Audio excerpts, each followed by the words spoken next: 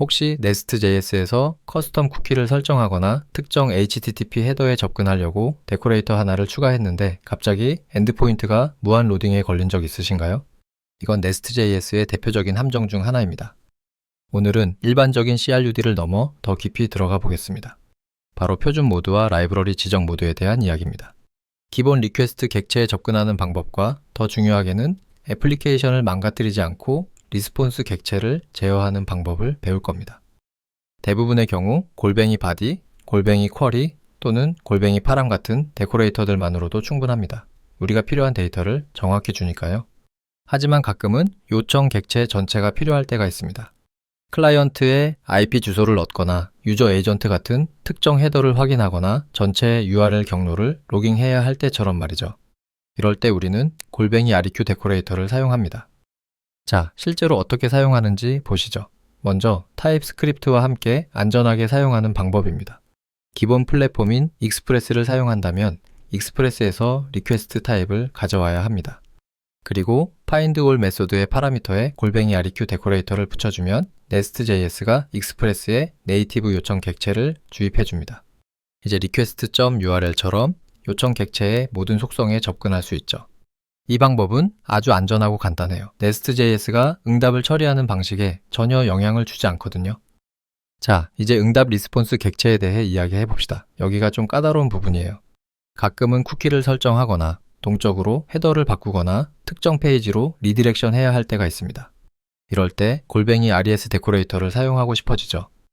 여기서 서버 멈춤 함정에 빠지게 됩니다. 핸들러에 골뱅이 RES를 주입하는 순간 Nest.js는 이렇게 생각해요. 아, 개발자가 응답을 완전히 직접 제어하고 싶구나. 그럼 나는 자동 응답 기능에서 손을 뗄게. 이게 바로 라이브러리 지정 모드입니다. 만약 골뱅이 RES를 주입하고 res.send나 res.json으로 응답을 보내는 걸 잊어버리면 서버는 영원히 기다리게 되고 결국 타임아웃이 발생합니다. 라이브러리 지정 모드에는 몇 가지 단점이 있습니다. 첫째, 플랫폼에 종속됩니다. 코드가 익스프레스나 패스티파이에 묶여서 나중에 다른 플랫폼으로 바꾸기 어려워져요. 둘째, 테스트가 힘들어집니다. 단순한 반환값을 확인하는 것보다 복잡한 리스폰스 객체를 모킹하는 게 훨씬 어렵거든요. 가장 큰 문제는 인터셉터나 골뱅이 HTTP 코드 같은 Nest.js의 표준 기능들이 이 라우터에서 더 이상 작동하지 않는다는 겁니다. Nest가 응답을 제어하지 않으니까요. 그럼 Nest.js의 장점을 모두 잃지 않으면서 쿠키나 헤더를 설정하는 방법은 없을까요? 바로 패스스루 트루 옵션을 사용하는 겁니다. 이 옵션은 Nest.js에게 이렇게 말하는 것과 같아요. 내가 헤더를 설정하기 위해 응답 객체는 필요하지만 최종 응답 전송은 여전히 네가 맡아서 해줘. 패스스루 옵션을 사용해서 아까 그 라우트를 다시 만들어 보죠.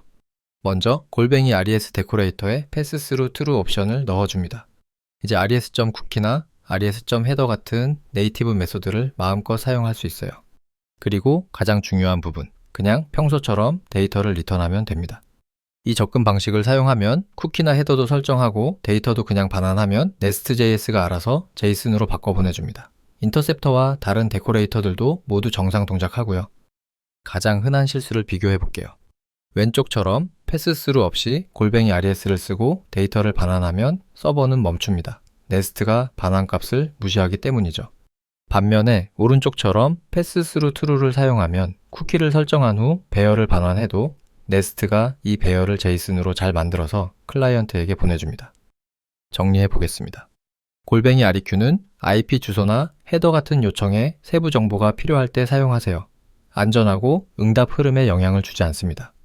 골뱅이 RES는 쿠키 설정처럼 꼭 필요한 경우에만 사용하세요. 그리고 그럴 때도 항상 골뱅이 RES 패스스루 true를 우선적으로 사용하세요. 이것이 네이티브 응답 객체에 접근하면서도 Nest.js의 표준 동작을 유지하는 가장 좋은 방법입니다. 요청과 응답의 어려운 부분은 이제 다뤘습니다.